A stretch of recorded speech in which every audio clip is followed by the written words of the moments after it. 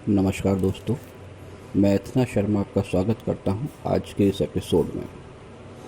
पिछले एपिसोड में हमने जाना कि कैसे कुंडली के द्वारा हम पता कर सकते हैं कि किसी ने हम पे तंत्र प्रयोग किया है या जो परेशानी आ रही है वह ग्रहजनित और दशा अंतरदशा के कारण आ रही हैं।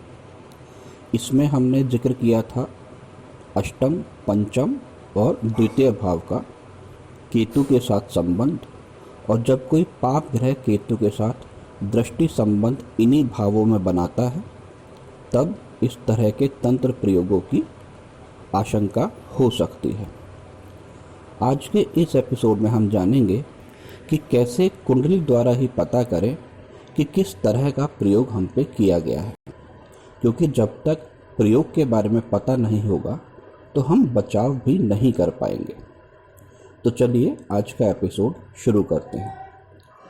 कुंडली में अष्टम भाव को मृत्यु का भाव कहा जाता है। लाल किताब में इसको शव का भी नाम दिया गया है, अर्थी का भी नाम दिया गया है। इसीलिए अष्टम भाव में जब बुध की स्थिति होती है तो उसे कहते हैं अर्थी पे पड़ा हुआ फूल। बुध या शुक्र अगर अष्टम भाव में हो तो इसका एक कारण है कि अष्टम भाव को मृत्यु का भाव कहा गया है। 64वां नवमांश और 22वां दृष्टिकोण भी अष्टम भाव में ही पड़ता है और इसी से मृत्यु की गति का भी पता चलता है। तो एक तरह से सनातन धर्म के अंतर्गत अष्टम भाव शमशान का कारक है। केतु जब अष्टम भाव में स्थित हो और कोई पाप ग्रह उसे देख रहा हो, दृष्ट हो, या कोई पाप ग्रह अष्टम भाव में स्थित हो और केतु के साथ संबंध बना रहा हो, तब जो आपके ऊपर क्रिया हुई है वह किसी अघोर तांत्रिक, काले जादू अथवा शमशान में हुई है।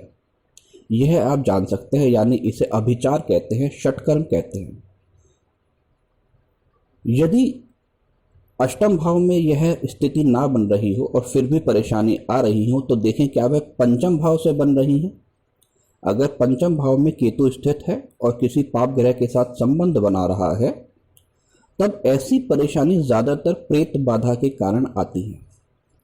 यह प्रेत बाधा ज़रूरी नहीं कि किसी ने भेजी हो, ऐसा भी हो सकता है कि आप किसी ऐसी जगह से निकल गए हों जहां उस प्रेत बाधा के आप शिकार हो गए हों, यानी किसी और के द्वारा किए गए कृत्य को उलाकना या पार करना, किसी चौराहे से निकल जाना, सुनसान जगह से निकल जाना, प्रेत ग्रसित जगह से निकलना, या ऐसे ही किसी भटकते हुए प्रेत के चपेट में आ जाना। इस कारण जो बाधाएं उत्पन्न होती हैं उसे प्रेत बाधा कहा जाता है और यह पंचम भाव से देखा जाता है। तीसरा आता है, यदि ना अष्टम भाव है ना पंचम भाव है और फिर भी बाधाएं आ रही हैं और हमें लगता है कि कुछ अभिचार हुआ है, तब द्वितीय भाव को देखिए।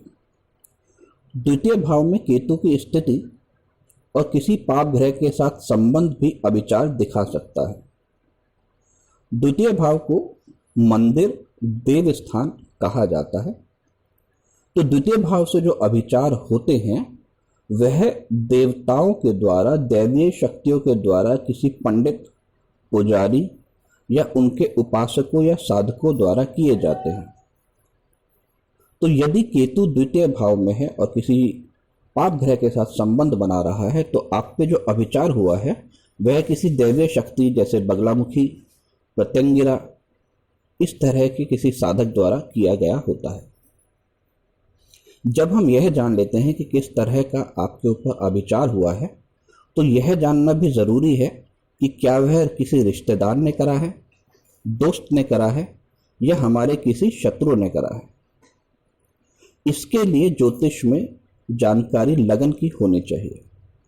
लगन क्या है, उसकी राशि क्या है, उस राशि अधिपति के मित्र और शत्रु कौन कौन हैं और उनकी गति क्या क्या है। लगन के मित्र या लग्नेश जब केतु के साथ संबंध बनाता है तब जिसने कृत्य करा है वह या तो आपके परिवार का है या आपके जान पहचान वाला मित्र है जिससे आपके सामाजिक संबंध अच्छे हैं, परंतु अंदर वो आपसे दुश्मनी रखे हुए हैं। इन मित्रों में जब भी अतिगामी ग्रह यानी तीव्र गति से चलने वाले ग्रह जैसे कि सूर्य, बुध, शुक्र और मंगल संबंध बनाते हैं तो वह आपके आसपास ही है, आपके घर के आसपास, आपके शहर में। परंतु जब धीरे चलने वाले ग्रह जैसे बृहस्पति या शनि संबंध बनाते हैं तब यह कृत्य आपके घर से दूर हुआ है। इसको ऐसा भी समझ सकते हैं कि अगर अतिगामी ग्रह के संबंध द्वारा कृत्य हुआ है तो वह कृत्य आपके घर के अंदर हुआ है। घर के अंदर की मिट्टी ले जाई गई है, कपड़े ले जाए गए हैं, घर के अंदर लाके कोई चीज डाली गई है। परंतु जब यह कृत्य बृहस्पति या शनि के द्वारा होता है तब घर से दूर किसी शमशान में, किसी मंदिर में आपके खिलाफ कृत्य किया गया है। अगर लगन के शत्रु यह संबंध बनाते हैं तो भी यही जानना चाहिए कि आपके किसी शत्रु ने, जिससे आपके सामाजिक संबंध अच्छे नहीं हैं, उसने यह कृत्य आपके जाने बगैर किया है। इसमें भी दो तरीके के होते हैं। अतिगामी ग्रह का अगर संबंध बनेगा तो उसने वह कृत्य आपके घर के बाहर, दरवाजे पर, चौखट पर आपके ऊपर कुछ छिड़क करके ऐसे कुछ किया है। और यदि यह धीरे चलने वाले ग्रह द्वारा संबंध बना है तो उसने भी यह कृत्य आपके घर से दूर जाके किया है। किस तरह का कृत्य करा है यह उच्च वर्ग कुंडली द्वारा पता चलता है। इसके लिए हम अगले एपिसोड में बात करेंगे।